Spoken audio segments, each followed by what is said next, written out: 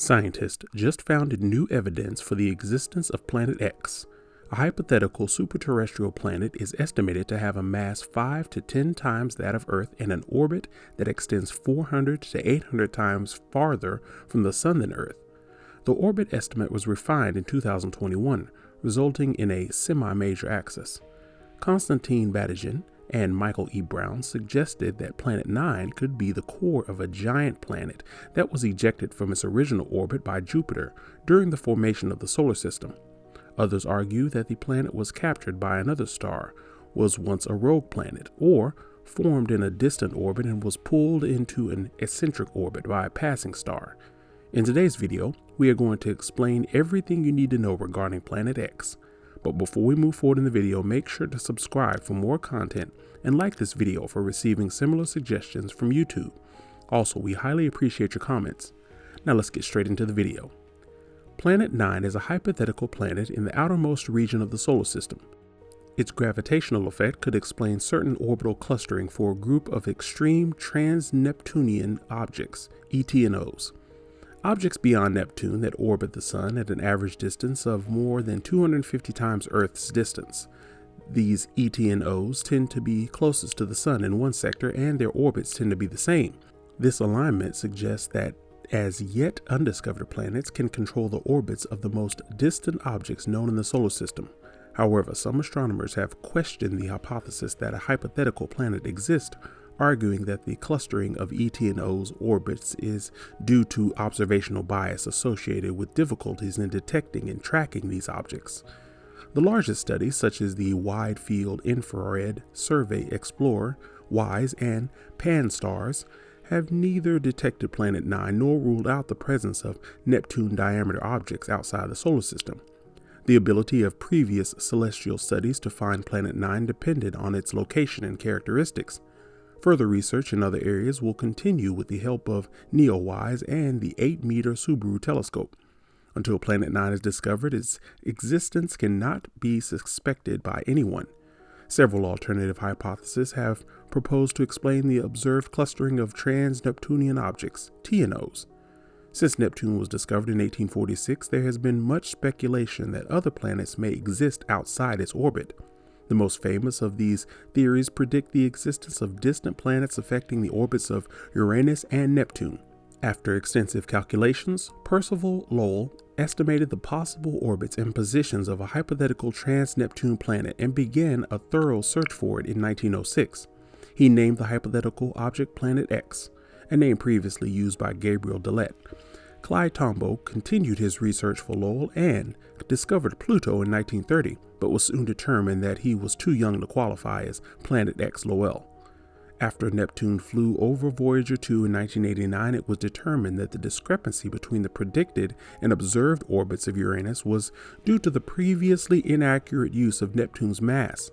Attempts to find planets beyond Neptune through indirect means, such as orbital disturbances, predicted the discovery of Pluto.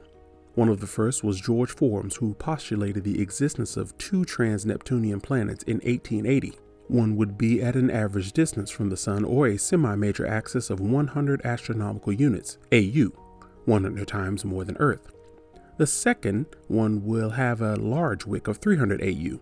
His work is considered similar to the more recent theory of 9 planets, in which the planets would be responsible for grouping the orbits of some objects, in this case, grouping the aphelion distances of the periodic comet near 100 and 300 AU.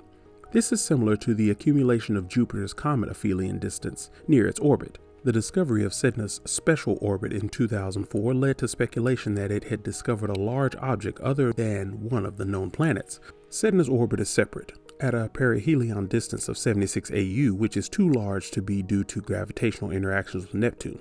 Some authors have suggested that Sedna entered this orbit after encountering a large object, such as an unknown planet in a distant orbit, a member of an open star cluster that formed with the Sun, or another star that later passed close to the solar system. The March 2014 announcement of the discovery of a second perihelion distance sphenoid 80 AE 2012 VP113 in the same orbit led to renewed speculation that an unknown super-Earth remains in the distant solar system. At a conference in 2012, Rodney Gomez suggested that an undiscovered planet was responsible for the orbits of several split-orbit ETNOs and the main semi-major axis of Centauri, the small solar system body that intersects the orbits of the giant planets. The proposed Neptune mass planet would be in a distance approximately 1500 AU, eccentric, and 40 degrees tilted orbit. Like Planet 9, this would cause perihelion to vibrate in objects with a semi-major axis greater than 300 AU, placing some in orbits that intersect the planets and others in separate orbits like Sedna.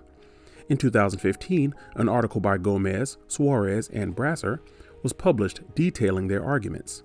In 2014, astronomers Chad Trujillo and Scott S. Shepard noted similarities in the orbits of Sedna in 2012 VP113 and several other ETNOs. They suspect that an unidentified planet orbiting in a circle between 200 and 300 AU is interfering with this orbit. Later that year, Raul and Carlos de la Fuente Marcos argued that two massive planets in orbital resonance were needed to produce the similarity of so many orbits known at the time. Using a larger sample of 39 ETNOs, they estimated that the closest planet has a semi-major axis in the 300 to 400 AU range, relatively low eccentricity, and an inclination of nearly 14 degrees. Planet 9 was originally thought to follow an elliptical orbit around the Sun with an eccentricity of 0.2 to 0.5, and its semi-major axis was estimated at 400 to 800 AU, which is about 13 to 26 times the distance from Neptune to the Sun. It takes between 10,000 and 20,000 years for the planet to fully orbit the Sun, and its tilt with respect to the ecliptic, the plane of Earth's orbit, has been predicted to be between 15 degrees and 25 degrees.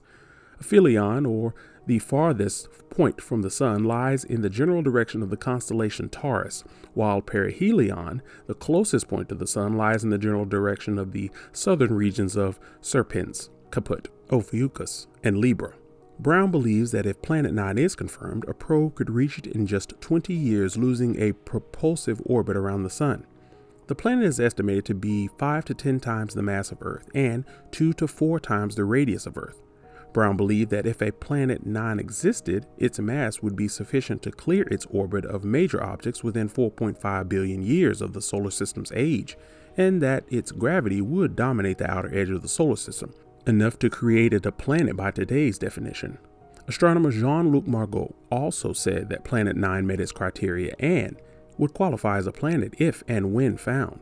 The gravitational influence of the 9 planets would explain 4 features of the solar system: ETNO orbital grouping, high perihelion objects such as 90377 Sedna, apart from Neptune's influence, high slope ETNO with orbits approximately perpendicular to the orbits of the 8 known planets, and a highly inclined trans-Neptune T&E object with a semi-major axis below 100 AU.